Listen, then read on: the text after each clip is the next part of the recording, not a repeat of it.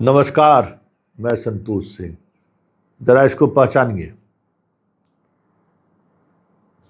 ये नाम इसका रोशन कुमार है, नालंदा का रहने वाला है। ये भाभा रिसर्च इंस्टीट्यूट, जो परमाणु रिसर्च इंस्टीट्यूट है, उसमें ही काम करता है। समझ गए? मतलब ये सॉल्वर गैंग वाला सब जो है, कहाँ कहाँ सेंधमारी कर दिया है, आप सोच नहीं सकते हैं।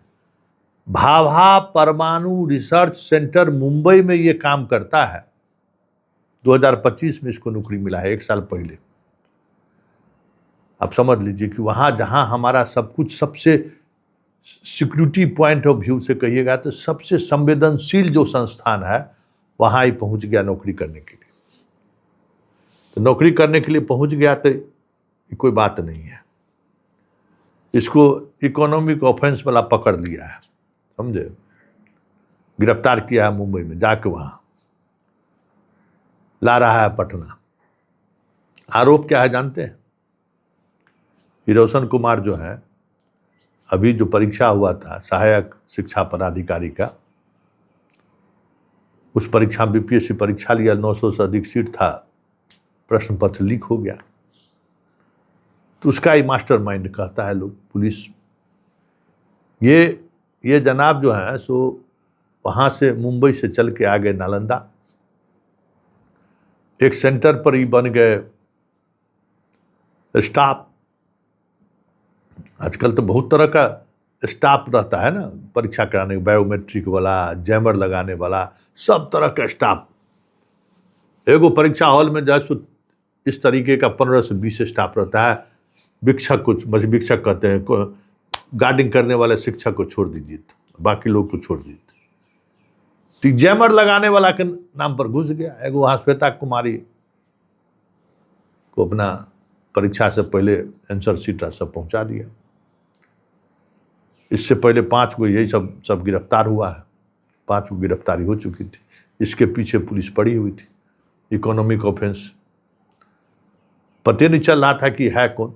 धीरे धीरे धीरे धीरे धीरे धीरे जैसे पता चला, जिसको मुंबई जाके भाभा परमाणु रिसर्च सेंटर से पकड़ के लाया है। अब समझ लीजिए कोनो ईमानदारी से गया होगा। अब सोचिए, अब वहां सेंधमारी लोग कर दिया है।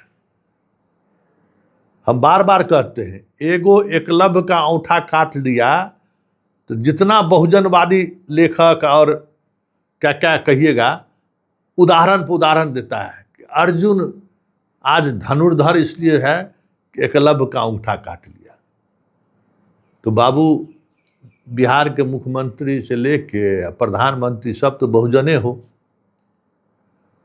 और अंगूठा रोज तुम, एकलव्य का तो एगो अंगूठा कटा था ना, यहाँ तो तुम रोज हजारों लोगों का अंगूठा काटते हो। हजारों प्रतिभाशाली आदमी जो है उसको नौकरी में जाने नहीं देते हो। अब बताइए, रोशन माँ देखने से देखिए कैसा लगता है? भाभा इंस्टीट्यूट में पहुंच गया। तो कहाँ कहाँ ये लोग सेटिंग कर लेता है, जहां आप सोच नहीं सकते।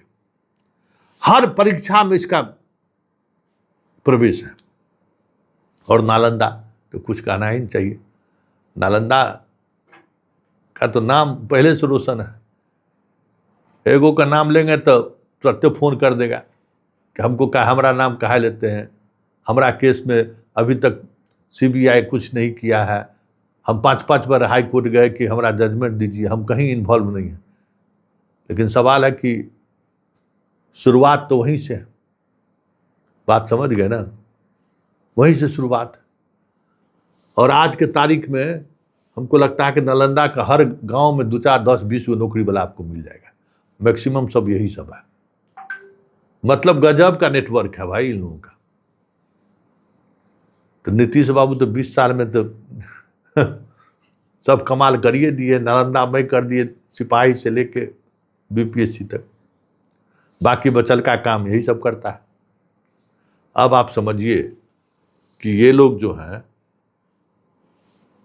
पूरा देश में अभी हंगामा चल रहा है ना। अभी जंतर मंतर खत्म हुआ है, तब अब रांची में चल रहा है। रांची में छात्र सड़क पर है कई दिनों से, और बस एक ही सवाल है जिन सवालों के सहारे सब कुछ छात्र दाव पर लगा दिया कि ठीक से परीक्षा नहीं हो रही है। बताए नहीं, एगो प्राइवेट यूनिवर्सिटी कॉलेज है, वहाँ का 35 गो 35 विद्यार्थी एक पास कर गया। एगो त्रिपाठी त्रिवेदी है एगो झारखंड में, एक साथ 8-8 परीक्षा निकाल लिया। अब सोच लीजिए, वैसी आक्रोश थोड़ी है, बच्चे इसी सड़क पर थोड़ी उतर आए हैं। तो जो सॉल्वर गैंग है ना, वो हर सिस्टम के हर जगह पर घुस गया है। जहां भाई 1 लाख करोड़ का बिजनेस है भाई साल का, जितना नौकरी आता है, जितना कोचिंग संस्थान है, जितना विज्ञापन है, सब कुछ जोड़ दीजिए तो 1 लाख करोड़ का ही बिजनेस है। इस देश में यही सब बिजनेस फलता ही फूलता है, गोरख धंधा वाला बिजनेस। इस देश में और कुछ नहीं फलता फूलता है, इसी तरीके का गोरख धंधा। क्या कीजिएगा, मानसिकता हम लोगों का यही है। हम लोग चोरी मानसिकता है कि चोरी से कुछ भी प्राप्त कर ले। गार्जियन से लेके बच्चा तक सब इसी काम में लगा रहता है। 1 कट्ठा जमीन बेच देंगे, 60-70 लाख रुपया हो जाएंगे, दे देंगे बेटा को, बना दो इंजीनियर, बना दे डॉक्टर, ले नौकरी, चाहे जैसे हो जाए। पहले ये सब काम नौकरी रेलवे में होता था, अब एक भी विभाग अछूता नहीं है जहाँ ये सब काम नहीं होता।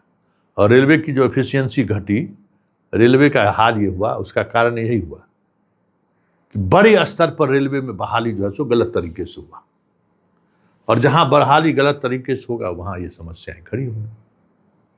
आप सोच नहीं सकते कितना फर्जी मास्टर बहाल हो गया बिहार में, कितना फर्जी सिपाही बहाल हो गया। सब जहां हाथ डालिए वहीं ये सल्वर गैंग वाला आपको मिल जाएगा, जो गलत गलत लोगों, पान का दुकान करने वाला सब उठा के डीएसपी बना दिया, पेट्रोल पंप पर मैनेजर को बना दिया। क्या कीजिएगा। लेकिन अब समझ जाइए कि भाभा परमाणु रिसर्च सेंटर, वहां भी ये पहुंच गया तो फिर बचा क्या। हमको तो नहीं लगता कि देश का कोई संस्थान सल्वर गैंग से बचा होगा। हर संस्थान में इसकी मौजूदगी है। तो हमारा देश जो पिछड़ रहा है, हमारे देश में जो इस तरीके से हम परफॉर्म नहीं कर रहे हैं, उसके पीछे वजह यही है कि कोई भी बहाली निकलता है उसमें 40 से 50% फर्जी लोग बहाल हो जाते हैं, अयोग्य लोग बहाल हो जाते हैं।